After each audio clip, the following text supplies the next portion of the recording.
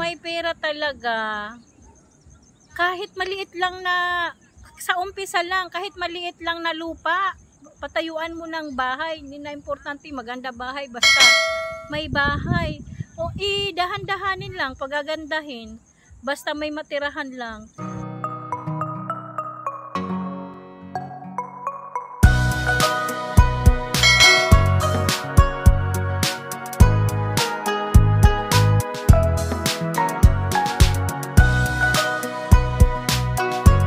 Also follow my FB, Evelyn Dupit Balonzo, FB page, Evelyn Balonzo Vlog.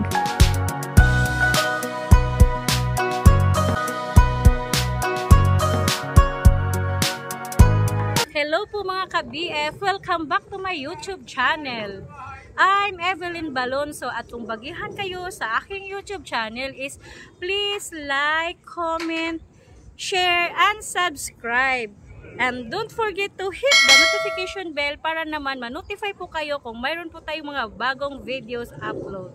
And today's video mga ka-BF ay nandito po tayo ngayon sa bago naming investment na property kasi gusto ko po talaga is ang investment ay lupa.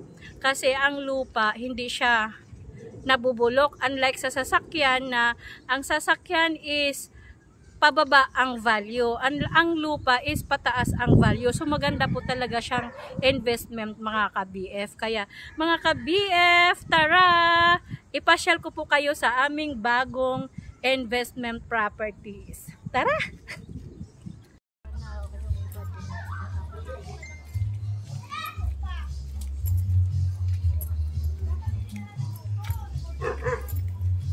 Ito yung main road. Ha?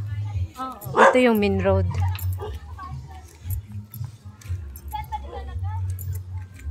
Mga simentado na rin, no? Uwi mo na tayo sa bahay.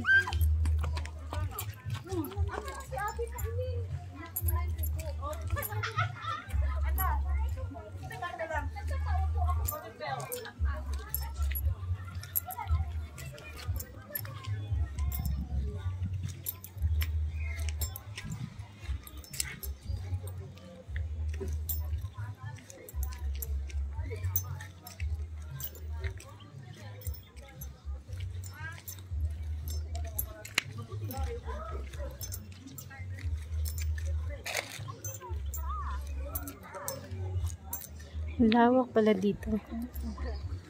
Mahangin pa, no? Second class mo kami. Ano nangyari? Kaya pala galit. Pasyal ka muna. Opo. Galit. Hindi na sa inyo.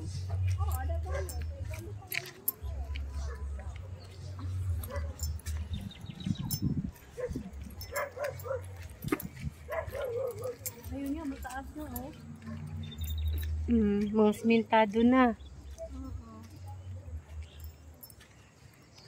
Yan. Ito. Papunta doon. Amin na. Dito po, banda. Oo, tapos papunta doon. Ito, may kalsada po dito. Oh, may kalsada siguro. Di ko alam yung plano. Pero parang siguro mayroon din. Oo, siguro may kalsada dyan. Tapos dito. Papunta doon. Tapos dyan daw is MA. Dito po. Maganda na po talaga to pag na-develop na. Dito banda kina Madam. Oo, dyan. Ay di ba kalsada yan?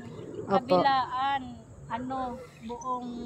Kasi ito ang main road. Oo. Yun, main road po yan pag ganyan.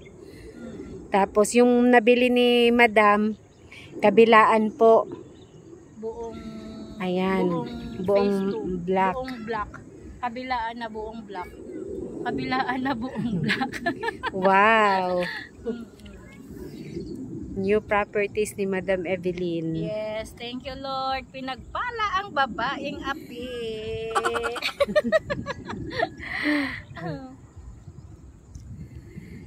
Ang ganda pa dito, mahangin. Mahangin. Mahangin pa. Laki pala ng dito, no? Space. Oo, hanggang doon pa. Ay, doon bahay na eh, no? May mga bahay na, no? Oh, may mga bahay. Naku, ilang ano na lang, matapos na to. O, saglit lang to. Next ano na kami, naka-line up na kami na i-ano. Tambakan. Hindi ito, nakatambak na, naka-line oo. up na i-ano, turnover ba? Malapit na po talaga. Kasi kung sige-sigihin lang to, mabilis na to eh.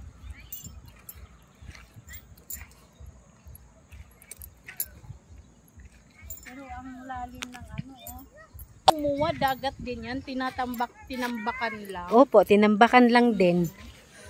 Ay, ang ano na pala, oh. Ayan, oh. Tingnan mo yung ano, ang lalim. Mataas na.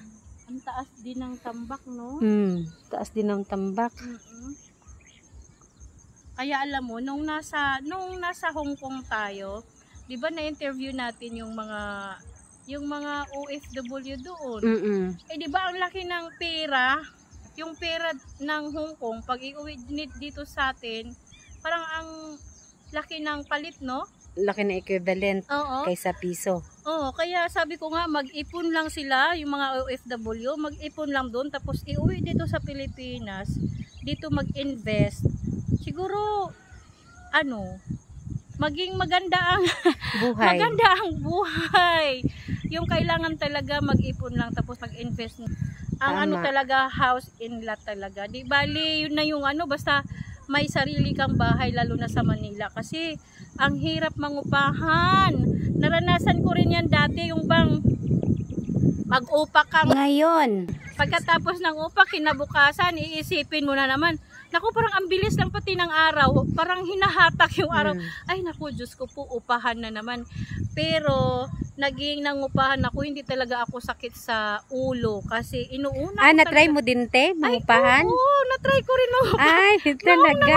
Nung nagtrabaho pa ako dyan sa electronics, nung first time ko na Dito lang din sa dito Taguig? sa Manila.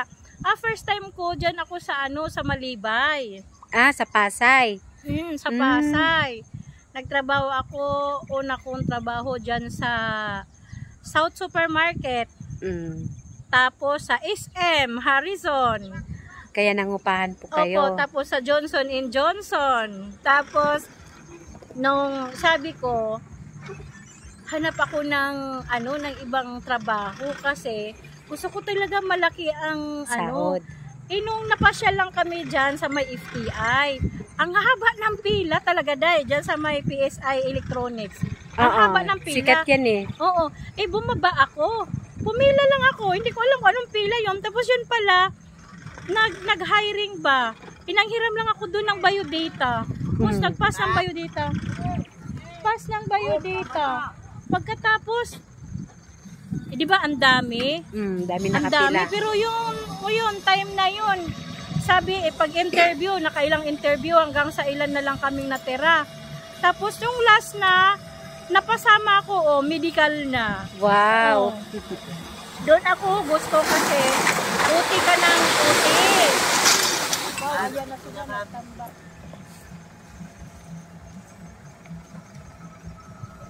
Hi! Hi vlog, ka-BF!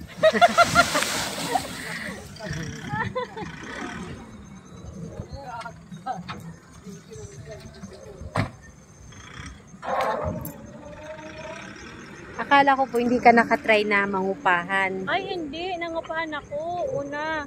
Tapos yun talaga, inuuna ko talaga yung bayad ng bahay. Ayaw ko nang kinakatok ako, ayaw ko nang sinisingil ako. Talagang nakahiwalay-hiwalay na yan. Malayo pa nga lang, nagbibigay na ako ng upa eh.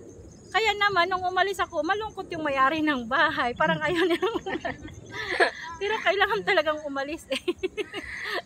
Kaya yun talagang advice mo sa mga ka-BF na kung may pera. Kung may pera talaga, kahit maliit lang na, sa umpisa lang, kahit maliit lang na lupa, patayuan mo ng bahay. Hindi na importante, maganda bahay, basta may bahay. O dahan-dahanin lang, pagagandahin. Basta may matirahan lang. Totoo po. At least hindi ka nangupahan, hindi ka mag-iisip na yung bayaran ng bahay. Ang isipin mo na lang, kuryente, tubig, kaya na yan. O pagkain, yung basta lang may bigas, pwede na kahit ano na lang iulam mo dyan Pero ang bahay, kung wala kang tirahan, saan ka matutulog, lalo na pag may mga bata, di ba? Tama. Kaya yun mga ka-BF, ang masasabi ko lang talaga, mag-savings, tapos investment. Ang una talaga, lupa, bahay. Maganda po talaga yan na advice, madam. Upo, bahay, lupa, the best Kasi po. yun ang nagmamahal talaga ang lupa. Oo, tingnan mo, may nabili kami saan bang parte? Sa dami ng nakalimutan. May gustong bumili pero ayaw kong ibenta. Hindi pa kailangan sa kanila. Ayan, soon, makikita ninyo dito yung nabili ni madam na patatayuan niya ng mga pang-commercial. Kasi dito siya nakabili Ito yung main road. Yan, papunta yan dito, doon. Ayan, bali dito sa kanya, tsaka dito sa gilid. Kabilaan. Abangan po natin ang ipapagawa ni madam. Kasi malapit na Abangan po sa part 2. Part 2. Kasi ito mga simentado na Thank you so much mga ka-BF. Remember, good vibes lang tayo. Bawal ang bad vibes. Thank you for watching. See you in my next video upload. I love you. Bye! Magbibigay tayo ng pa-shoutout sa ating masisipag mag-comment bilang pasasalamat ko sa inyo. Mega love shoutout to Ana Lynn, Esperanza Media Bello, Ruel Tagilid, Rosel Neri, Regina Grace Camba, Breza Panes, Sheila Rives, Jeremy Almario, Mayan Laguardia, Rhea Dupit, Meng Gay, Gian Gomez, Judy Ann Minor, Christopher Dulce, Boy Barria Vlog, Nelson Flores, Bless Armida Cruz Angels, Bless Librea, and Princess Laika Mondragon. Maraming salamat sa inyong lahat mga ka-BF. Till next MLSO. Bye-bye.